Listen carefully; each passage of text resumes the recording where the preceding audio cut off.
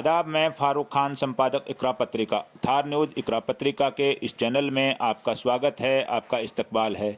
सबसे पहले मेरी आपसे गुजारिश कि आप इस चैनल को ज़्यादा से ज़्यादा लाइक करें, शेयर करें, सब्सक्राइब करें, साथ ही बेल आइकन का बटन दबाएं और इस एपिसोड को पूरा देखें। आज का जो एपिसोड है, जो हमने 11 अप्रैल को राजधानी जयपुर के शहीद स्मारक पर शूट किया है, जहां पर पूर्व डिप्टी सीएम, पूर्व पीसीसी अध्यक्ष सचिन पायलट ने वसुंधरा राजे सरकार के भ्रष्टाचार के विरोध में अपनी सरकार को जगाने के लिए, कार्रवाई करने के लिए 1 दिवसीय वहां अनशन कर विरोध प्रदर्शन किया, जिसका हमने जो अलग अलग टुकड़ों में इस एपिसोड को शूट किया है, जिसकी ये रिपोर्ट आप देखिए।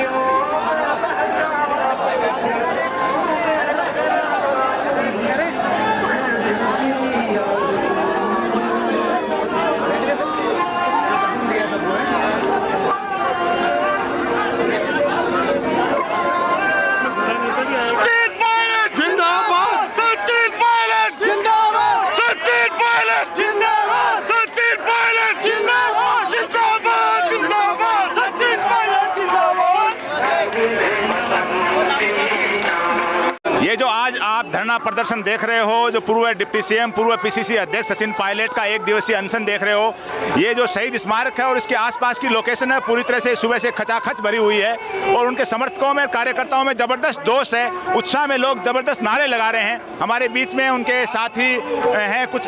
प्रधान जी कौन? प्रधान जी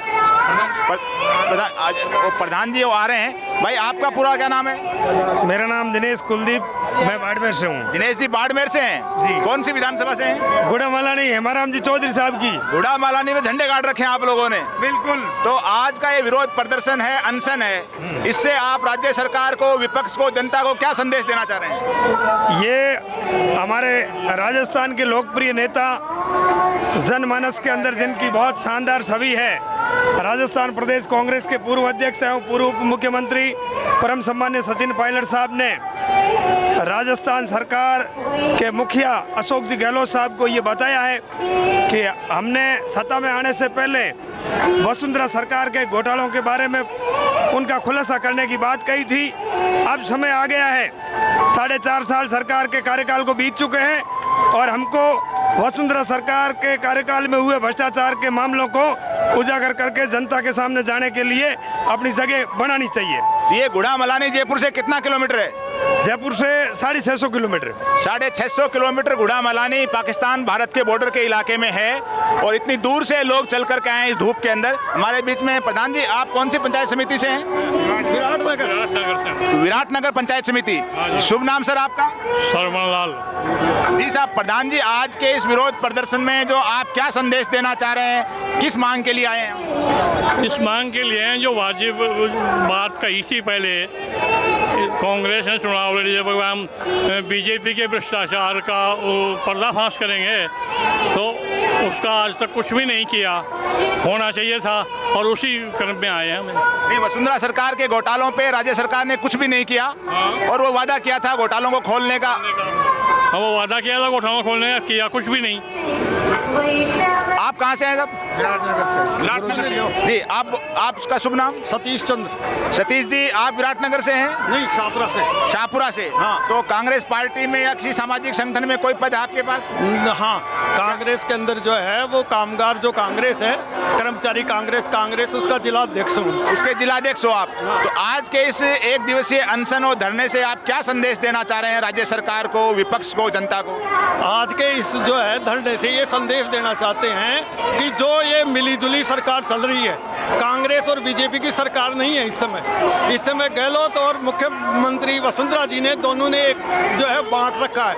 न गहलोत जी ने कांग्रेस आलाकमान का कोई संदेश माना है और न ही जो है कि वो वसुंधरा जी ने माना है। वसुंधरा जी भी मनमर्जी से चल रही है और ये भी मनमर्जी से। आपके हिसाब से अशोक जी और वसुंधरा जी मिलकर के सरकार चला रहे हैं? बिल्कुल सही है, इसमें तो कोई दोहरा ही नहीं है।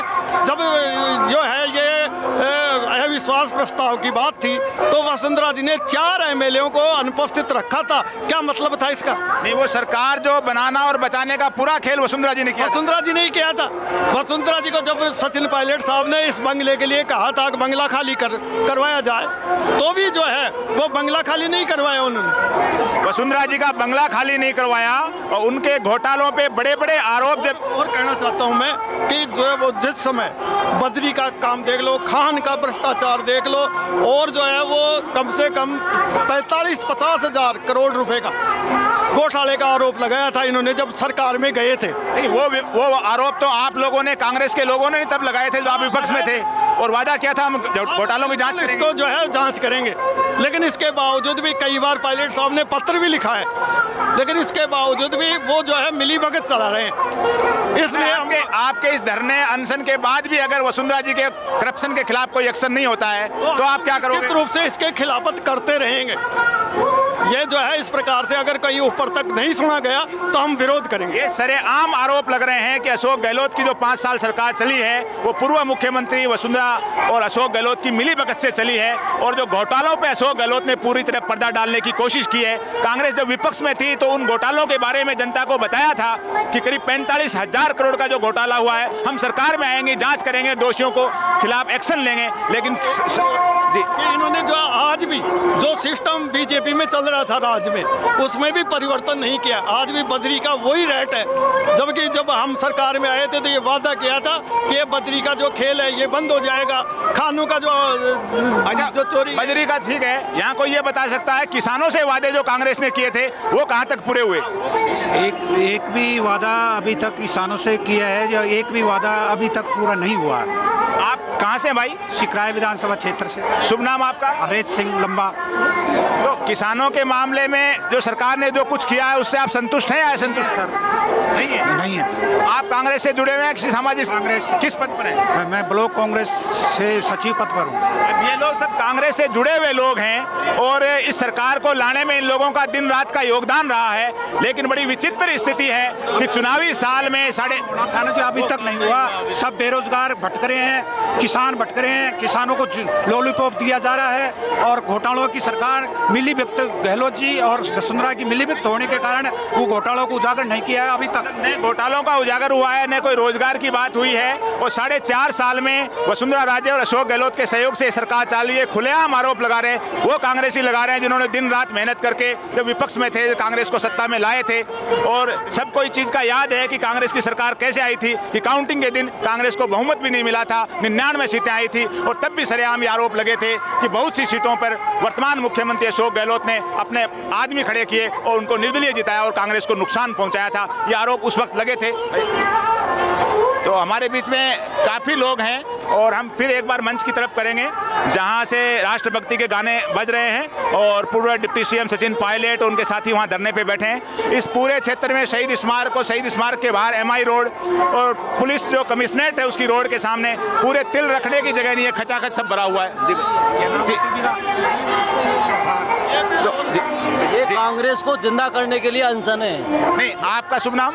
मेरा नाम योगेश गुर्जर है, और ये आज से 20 साल से कांग्रेस भाजपा की ये मिलीभगत चली आ रही है। ना बेरोजगार पे ध्यान है, ना किसी किसान पे ध्यान है, ना कोई घोटाले पे ध्यान है। पेपर आज एक भी कोई पेपर सही ढंग से कराया गया बताओ? नहीं, सरकार तो जगह जगह बसों पे होर्डिंग ये लगा के कह रही है हमने जनहित के इतने काम किए हैं कि पहले कभी किसी ने नहीं किए। राहुल गांधी ने टोका है ना, 2-3 बार टोका है बीच में। देखो आप क्या हालत बना रखी है राजस्थान की, आप खुद जाके देख लो, सर्वे कर लो आप।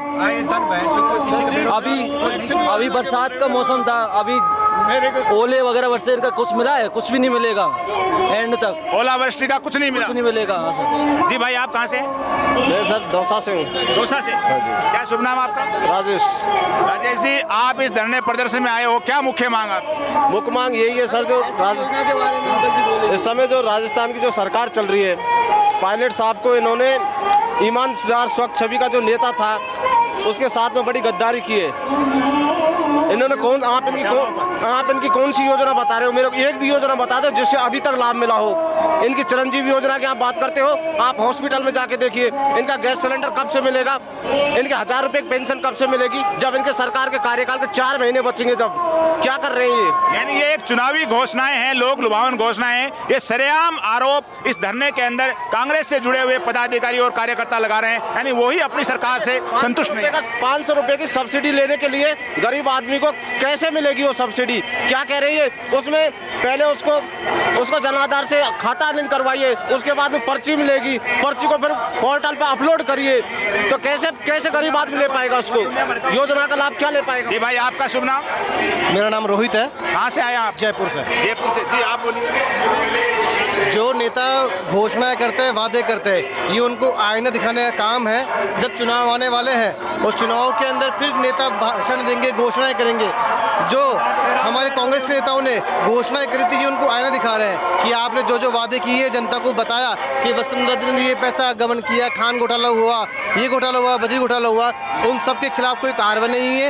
इसके खिलाफ सचिन पायलट जी के समर्थन में हम जयपुर में इकट्ठे हुए हैं और अनशन पे बैठे हैं। ये जो 1 दिवसीय धरना लग रहा है, उसके बाद बड़ी रूपरेखा सामने आएगी शाम को, जब धरने के अंत में सचिन पायलट संबोधित करेंगे प्रेस को।